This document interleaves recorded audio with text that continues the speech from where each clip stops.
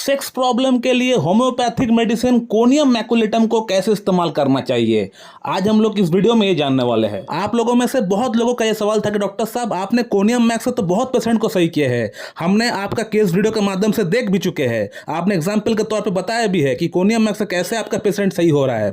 तो conium Mac का ऐसा क्या सिम्टम्स आप देखते हैं, कौन सी आप लक्षण के आधार पर इसको आप प्रिस्क्राइब करते हैं, ये जरा हमें बताइए, ताकि हमारा अंदर अगर ये सिम्टम्स मैच होता है तो हम किस प्रकार से कोनियम मैक को हम लोग इस्तेमाल कर सकते हैं खुद ब खुद। तो दोस्तों, कोनियम मैक प्रिस्क्राइब करने से पहले मैं पेशेंट के अंदर 5 से 6 सिम्टम्स ऐसी है जो मैं देखता हूं, जिसे देखने के बाद अगर मुझे लगे कि हाँ ये कोनियम मैक का ही पेशेंट है, तो मैं कोनियम मैक प्रिस्क्राइब करने के लिए 1 सेकंड भी देरी नहीं करता हूं। जो भी जूनियर डॉक्टर्स है, जो स्टूडेंट्स है, जो हमारा वीडियोस को हर दिन फॉलो किया करते हैं, उनको तो पता होगा है, क्योंकि मैंने कोनियम मैक का ऊपर बहुत सारे केस वीडियो हमने इससे पहले ला चुके हैं। वहां हमने बताया है कि कोनियम मैक कहां पे प्रिस्क्राइब करना चाहिए। लेकिन जो लोग इस फील्ड से जुड़े नहीं है, लेकिन फिर भी उनका अंदर होम्योपैथी को लेकर प्यार है, भरोसा है, तो वे लोग इस वीडियो को देख के सीख सकते हैं, जान सकते हैं, और जैसे मेडिसिन में बताता हूं लेने के लिए, उस प्रकार से आप ले भी सकते हैं। दोस्तों, कोनियम मैक को प्रिस्क्राइब करने के लिए जो सबसे पहला सिम्टम होना चाहिए पेशेंट के अंदर, वो है सप्रेशन ऑफ सेक्सुअल डिजायर। यानी आपका अंदर सेक्सुअल प्रॉब्लम शुरू होने के पीछे कहीं ना कहीं सप्रेशन एक बहुत बड़ा कारण है। सप्रेशन का मतलब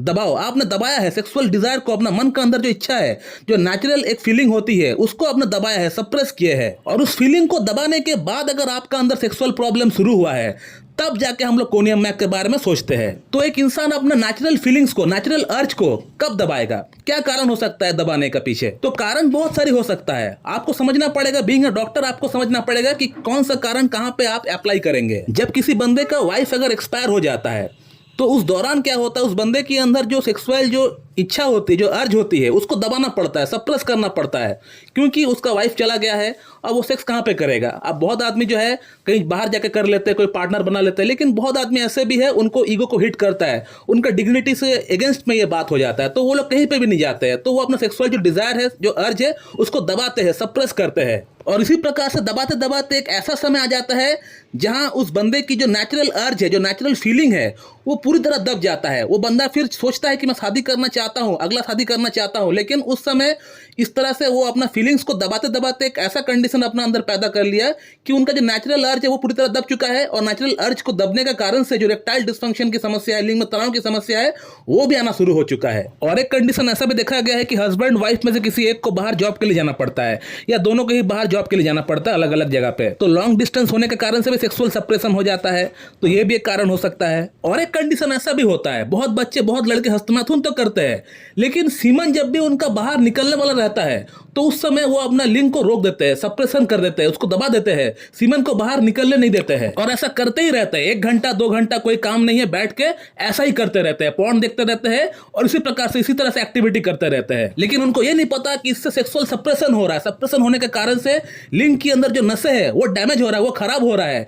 वीनोजेनिक इरेक्टाइल डिस्फंक्शन या वीनस लीकेज की एक बहुत बड़ी कारण है ये, तो ये भी एक सेक्सुअल सप्रेशन है। सीमन आपका बाहर निकलना चाहता है, लेकिन उसको आप दबा देते हो, तो ये भी एक सेक्सुअल सप्रेशन है। इस तरह एक्टिविटी करने के बाद अगर किसी को इरेक्टाइल डिस्फंक्शन या सेक्सुअल प्रॉब्लम अगर उत्पन्न होता है, तब हम लोग कोनियम मैक के बारे में सोचते हैं। आज से कुछ ही दिन पहले हम लोग कोनियम मैक का ऊपर एक केस वीडियो अपलोड किए थे इस चैनल का ऊपर, जहां वो बंदा इसी तरह की एक्टिविटी किया करता था, सीमन जो है रोक दिया करता था। जैसे सीमन बाहर निकलने वाला रहता था हस्तनाथुन के क्रिया के दौरान, उसको वो रोक दिया करते थे, और ऐसा ही करते रहते थे। तो उस पेशेंट को भी हमने कोनियम मैक दिया था। कोनियम मैक देके कैसे उनके इरेक्टाइल डिस्फंक्शन का प्रॉब्लम, प्रीमेच्योर इजैकुलेशन का प्रॉब्लम, बाकी तमाम समस्या को हमने कैसे ठीक किया, वो वीडियो मेरे चैनल पे मौजूद है, आप उसे जाकर देख सकते हैं। उस वीडियो का जो थंबनेल है मैं आपको दिखा देता हूं, यहाँ पे आप देख सकते हैं। तो दोस्तों, ये कुछ कारण है सप्रेशन ऑफ सेक्सुअल डिजायर की। इसके अलावा दोस्तों और भी 1-2 कारण हो सकता है। अगर कोई बंदा हस्तनाथुन बिल्कुल नहीं करता है, 6 महीना 8 महीना 1 साल हो गया है, हस्तनाथुन बिल्कुल नहीं किया है, तो वहां भी सप्रेशन ऑफ सेक्सुअल डिजायर हो सकता है। इसलिए हम लोग पेशेंट को कहते हैं कि आप लोग महीना में 1 या 2 बार हस्तनाथुन बिल्कुल करिए, बिल्कुल नॉर्मल है ये। और एक कंडीशन दोस्तों हो सकता है, अगर किसी बंदे का शादी बहुत लेट से हो रहा है, 30 ईयर्स 40 ईयर्स में शादी हो रहा है, और इस दौरान इस बंदे का कोई पार्टनर नहीं रहा होगा, तो वहां भी सप्रेशन ऑफ सेक्सुअल डिजायर हो सकता है। तो दोस्तों, कोनियम मैक प्रिस्क्राइब करने के लिए सप्रेशन ऑफ सेक्सुअल डिजायर होना बहुत जरूरी है, ये सिम्टम बहुत मस्ट है। तो जहां भी आपको इस तरह का कंडीशन देखने को मिले कि हस्बैंड वाइफ का अंदर बहुत डिस्टेंस है, दोनों बाहर जॉब करते हैं, या किसी का वाइफ एक्सपायर हो गया हो, या हो सकता है हस्बैंड आर्मी में जॉब करता है, या कोई ऐसा बंदा अगर आपको मिल गया हो जो बंदा सेक्सुअली अपने आप को अराउज तो करता है, लेकिन सीमन जब बाहर निकलने वाला रहता है, उस समय वो अपने आप को रोक दिया करता है, और यदि आपको कोई ऐसा बंदा अगर आपको दिख रहा है जिस बंदे का शादी काफी लेट से हुआ है या लेट से हो रहा है शादी, जिसका उम्र 36 ईयर्स 38 ईयर्स या 40 ईयर्स हो चुका है, अब उनको शादी हो रहा है और अब इनको तमाम समस्याएं हो रही है, तो कहीं ना कहीं उनका अंदर भी सेक्सुअल सप्रेशन हुआ है इतना लेट से शादी करने के कारण से, तो वहां भी हम लोग कोनियम मैक के बारे में एक बार जरूर सोच सकते हैं। अगर बाकी सिम्टम्स अगर मैच करता है तो हम लोग कोनियम मैक प्रिस्क्राइब भी कर सकते हैं। दोस्तों, कोनियम मैक का जो अगला सिम्टम मैं देखता हूं वो है इसका पसीना। इसको पसीना बहुत ज्यादा आता है और ये पसीना तब आता है जब ये रात को सो जाते हैं। सोने के बाद इसको पसीना बहुत ज्यादा आ जाता है। ऐसे भी इसको पसीना आता है, लेकिन रात को सोने के बाद इसका पसीना डबल हो जाता है, ट्रिपल हो जाता है। या हम लोग ऐसा भी देख सकते हैं कि पेशेंट जब रात को खा के अपना डिनर को कंप्लीट करने के बाद जब सोने के लिए जाता है, तब इनका अंदर तमाम समस्याएं बढ़ जाती है। हो सकता है उसको गैस की प्रॉब्लम बढ़ जाता हो, या उसको चक्कर आता हो, या उसको वॉमिटिंग आता हो। तो रात को भोजन के बाद अगर कोई समस्या बढ़ता है तो ये एक कोनियम मैक का बहुत अच्छा सिम्टम है। दोस्तों, कोनियम मैक का जो थर्ड सिम्टम मैं पेशेंट के अंदर देखता हूं वो ये है कि पेशेंट का बॉडी के अंदर कहीं भी टिकलिंग सेंसेशन है कि नहीं, या नमनेस सी कोई सुनपन सा कोई सिम्टम कुछ है कि नहीं, कहीं भी हो सकता है। इस प्रकार का कोई सिम्टम है कि नहीं। दोस्तों, कोनियम का जो मैं फोर्थ सिम्टम देखता हूं यह है कि इसका पेशेंट जो मेरे सामने बैठा है वो चिली पेशेंट है कि नहीं, यानी उसको ठंड से परेशानी होता है या नहीं। क्योंकि कोनियम मैक का जो पेशेंट होता है वो चिली पेशेंट होता है, उसको नहाना पसंद नहीं होता है सल्फर की तरह, और वो घर में रहना पसंद करता है। उसका अंदर मीठा खाने का शौक बहुत ज्यादा नहीं है, लाइकोपोडियम अर्जेंटम नाइट्रिकम की तरह, सल्फर की तरह मीठा खाने का शौक बहुत ज्यादा नहीं है। इसको थोड़ा सा सॉल्टी खाना अच्छा लगता है, थोड़ा सा नमक ऐड करते हैं खाने में, थोड़ा ग्रीन चिलीज खाते हैं, तो इस प्रकार से थोड़ा चटपटा खाना इनको अच्छा लगता है। मीठा का कुछ बहुत ज्यादा क्रेविंग नहीं है इसका अंदर। दोस्तों, इसका फिफ्थ सिम्टम के अंदर इसका मैं माइंड सिम्टम देखता हूँ। क्योंकि कोनियम मैक का जो पेशेंट होता है इसका मेमोरी बिल्कुल वीक होता है। हर तरह का हर एक एक्साइटमेंट से कोई अच्छा चीज अगर हो रहा है, कोई अगर खुशी का कोई अगर लहर दौड़ रहा है, तो उससे भी इसको प्रॉब्लम हो जाता है। यानी अगर हम कहें कि पेशेंट को डिप्रेशन की प्रॉब्लम है तो गलत नहीं होगा। इसका पेशेंट को एंजाइटी बहुत ज्यादा होता है, डिप्रेशन बहुत ज्यादा होता है, स्ट्रेस बहुत ज्यादा होता है, छोटी सी बात को लेकर बहुत ज्यादा सोचता है। तो ये रहा कोनियम मैक का फिफ्थ सिम्टम, पांचवा सिम्टम। लेकिन ये सिम्टम सबके साथ होगा ऐसा नहीं। कोई पेशेंट अगर कोनियम मैक का एक्सट्रीम लेवल तक पहुंच गया है तभी जाके सबका अंदर होता है, ऐसा नहीं कि सभी कोई डिप्रेशन का अंदर होता है। तो इसका जो सिम्टम्स है ये पेशेंट टू पेशेंट वेरी करता है, कुछ पेशेंट में हो भी सकता है, कुछ पेशेंट में नहीं भी हो सकता है। तो ये जो फिफ्थ सिम्टम है इसको बहुत ज्यादा इंपॉर्टेंस देने की दरकार नहीं है। कोनियम मैक का जो सिक्स्थ सिम्टम हम लोग देखते हैं वो ये है कि पेशेंट का अंदर कोई चक्कर आने की समस्या है कि नहीं, वर्टिगो की समस्या है कि नहीं। और ये सिम्टम भी अगर हम लोग को मिलता है तो अच्छी बात है, अगर नहीं मिलता है तो कोई बात नहीं। कंपलसरी नहीं है कि सब कोनियम मैक के पेशेंट का अंदर चक्कर आएगा ही आएगा।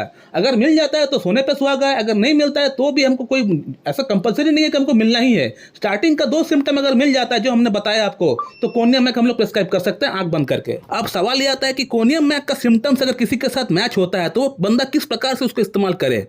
तो कोनियम मैक को इस्तेमाल करने का जो सबसे सटीक तरीका है वो ये है कि कोनियम मैक 30 पोटेंसी में आप लेकर आइए और इसका 2 बूंद सुबह 2 बूंद शाम को आप लीजिए। इस प्रकार से आप इसको 6 दिन लीजिए, 6 डेज लीजिए, और 2 चम्मच पानी के साथ मिला के ही आप लीजिएगा कोनियम मैक 30। और 6 दिन कोनियम मैक लेने के बाद आप कम से कम 1 महीना इंतजार करिए, वेट करिए। आप देखिए कोनियम मैक आगे क्या आपको रिजल्ट दिला रहा है, कितना चेंजेस आपका अंदर हो रहा है।